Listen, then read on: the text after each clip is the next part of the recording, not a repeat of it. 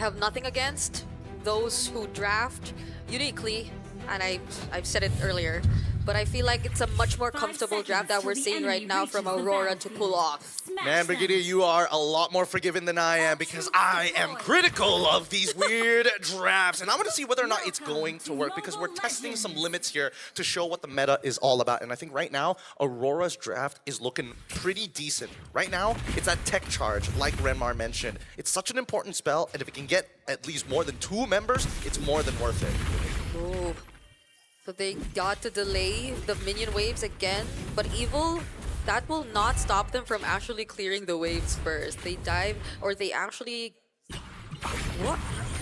Yep, they're trying to just open up the map, right? Getting some early trades, forcing Sayla to flicker because he knows he doesn't have this dash and he sees TNZ coming by. This is exactly what they want to do. Aurora planned for the Little Wanderer. Yeah.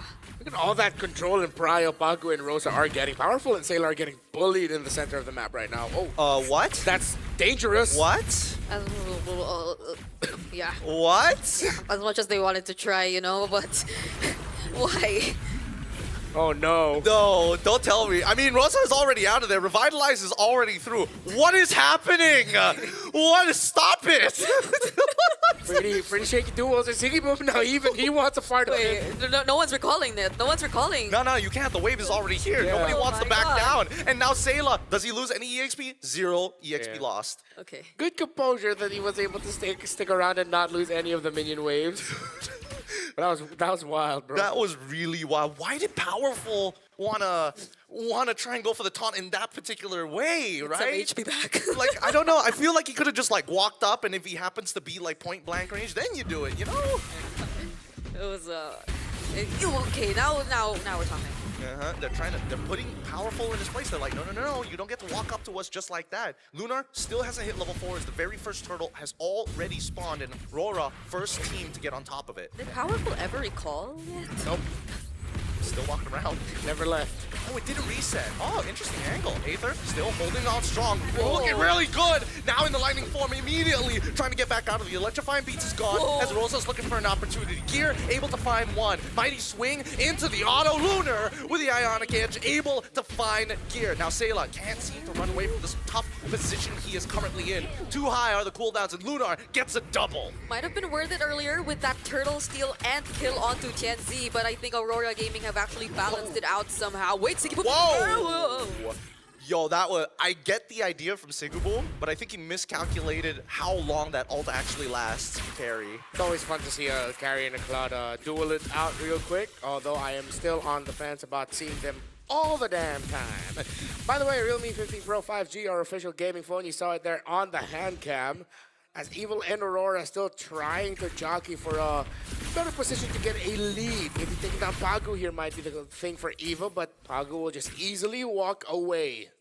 Unironically, despite the weird movements we've seen on the map, it goes for both of these teams, right? They're trying to play a very standard game. They're looking for those weak points before they can snap the joints. Yeah, and it's not like we've seen any major plays just yet. It's as if there are attempts, but both teams are just quick to disengage whenever they feel like it's not going to be favorable enough for them. But down bottom, Ven senses that there might be rotation. Yeah, they know something is wrong here. Mid lane is missing. They only see Pagu so far without anything like a feathered airship or any signal to give against them. Tech charge. Pagu sets it up perfectly. What a instantaneous play.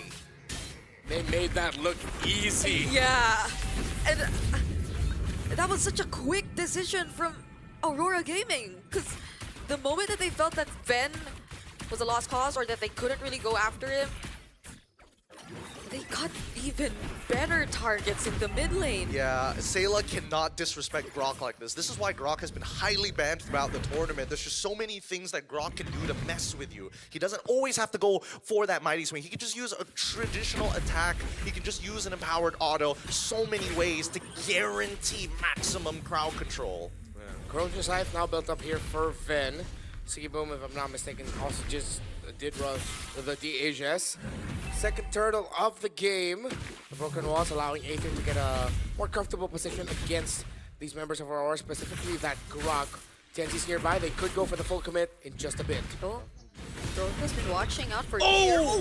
Flicker in from the tech charge onto Pagu instantly with the blazing joint coming in from Sigmund. The feather airstrike is good as Ben is out of fight. AOG to cut them off. As you can see, that Gear gets into the fight and secures the turtle. Pagu might be the next to fall as a stolen tech charge finds the counter engage to cancel out Sigaboom's BMI. What a play. Goodness. As we thought that Aurora already had pretty decent control over the objective. Hold on. Does Lunar actually get to clear this? I think he will. He should be okay. I don't think they wanted to dive the Uranus just yet, but they're setting up for it. Luna, he does get his ult just in time. He can pop it at any moment. He's waiting for it. The engagement coming in, the lightning form coming in from here. He can deal the damage, but Lunar just does not care. Pops the ult early as Aether. Now looking for an opportunity. Electrifying Beats realizes Rosa's too healthy. Not enough damage. They back off for now. Hey, there's a Radiant Armor now on Pagu's Grok, which means that the damage of this Joy might just get stunted a little bit, and Evil might get surprised as to why the Grok isn't going to be falling down quickly. They really have to watch their positioning around that tech charge. Pagu has been on point, has been committing the flickers, maximizing the animation of it. Oh, really nice movement coming in from Gear, locking him in place. AOG, but Pagu with the CC immune walks out scot-free. Great movements we're seeing from Aurora. Even though Evil were really decisive in trying to get that kill, they weren't able to get anything out of it. I'm liking the aggression that we're seeing from them.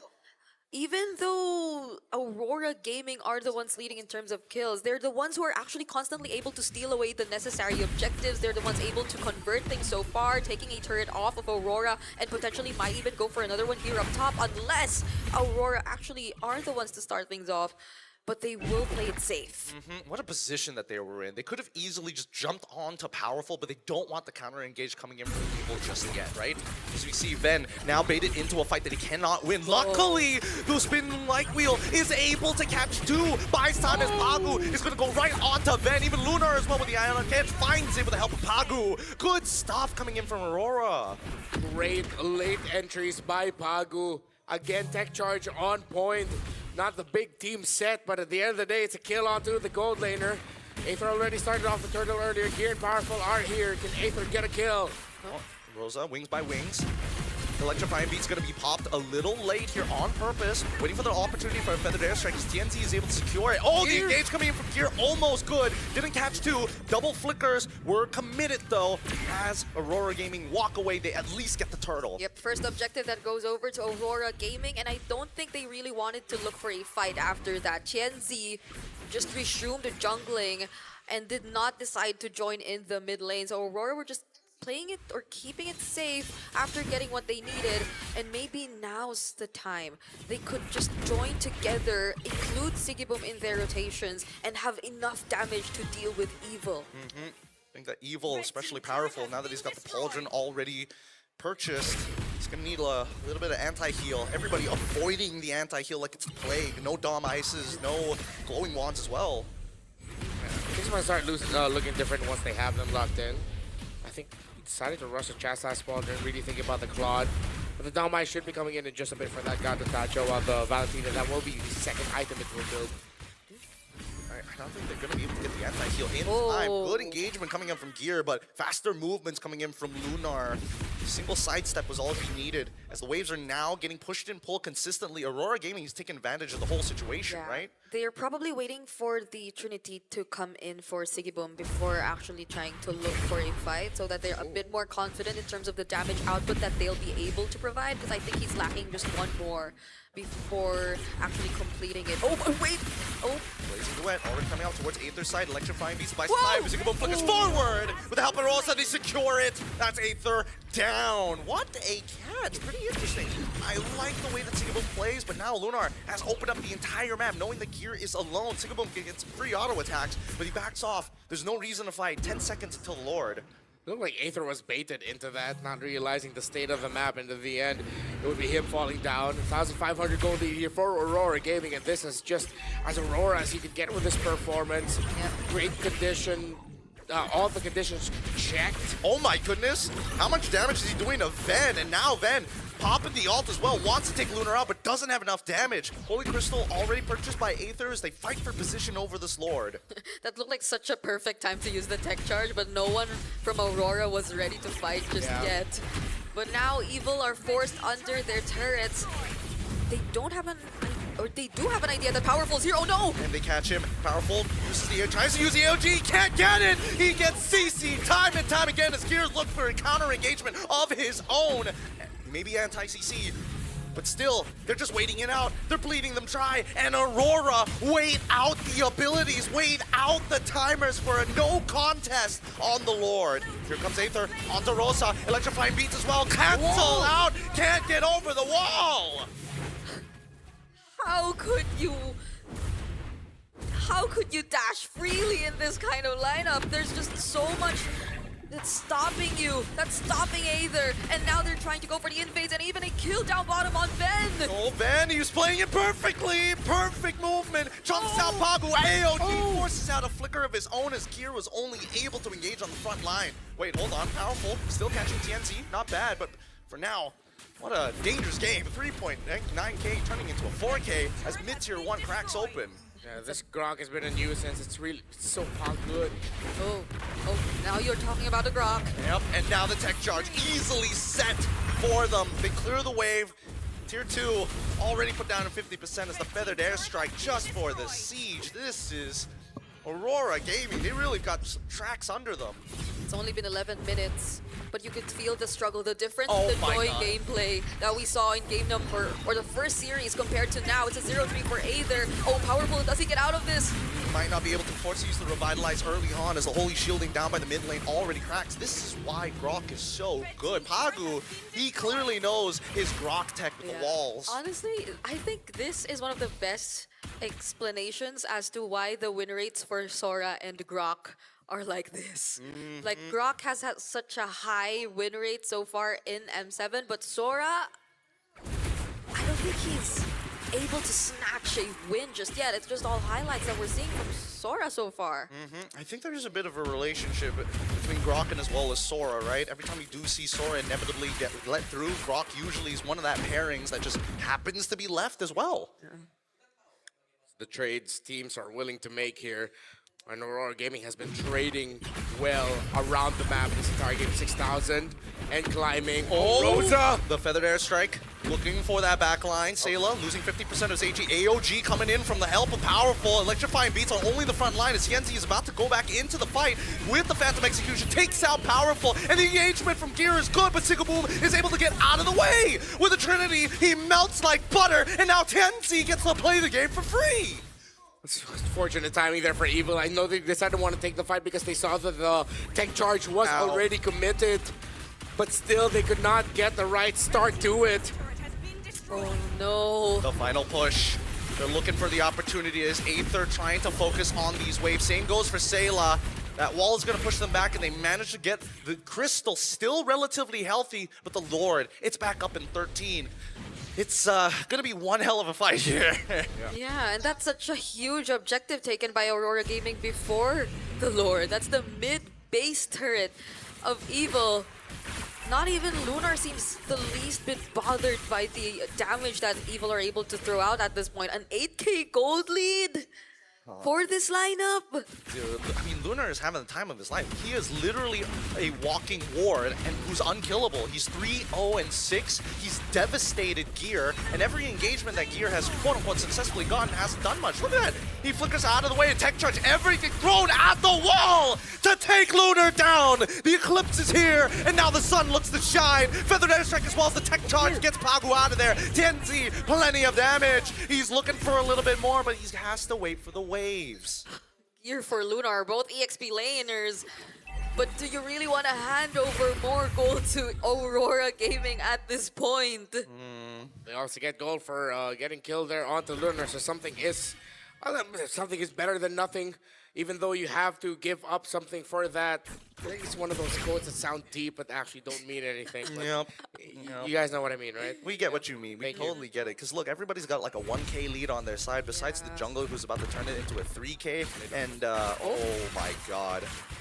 Aether, if he can just catch Rosa, there might be some hope. Here comes the Electrifying beats. No problem, loses 50% and gets stunned and dies! What the flicker? Just like that! And now Gear now switching into all attack mode, hoping that maybe he can find a trade back as the Lord gets soloed down by Ven single-handedly. 2 missing inhibitors and another attempt coming in from Aurora. Taut's good, AOT even better, and Sayla might have just done it to save this game for Evil. Ven now taking the space forward, looking for as many tanks as possible. Ran out of the ult and must go back to defend the base. Thanks to the DHS, at least Sigibo is now able to regain everything back. But I think that was a really commendable call from Evil. Them deciding to actually pursue Rosa. It may have been a bit unsuccessful in the beginning, but they were able to finish it off, and that already meant so much for them. Because then, Ven was able to focus down on at least just clearing the Lord for now. And it's not like they were completely unprepared if ever Aurora wanted to still proceed with the fight. You saw that IMU wild charge or tech charge from Sayla, and that forced out so much from Aurora Gaming. Even the flicker from Sigiboom, which I think he barely touched this entire game. Yeah, Evil are definitely within earshot of being able to turn this around. Yes, you're looking at an 8,000 gold lead for Aurora Gaming, but it's within the thresholds of like 50,000. Evil is just about to cross 45, which means they definitely have enough in the tank to turn things around. Although executing that team fight is going to be harder for them. One of the biggest things they need to deal with again is that Farsa. They take that Farsa out, and that's just one step.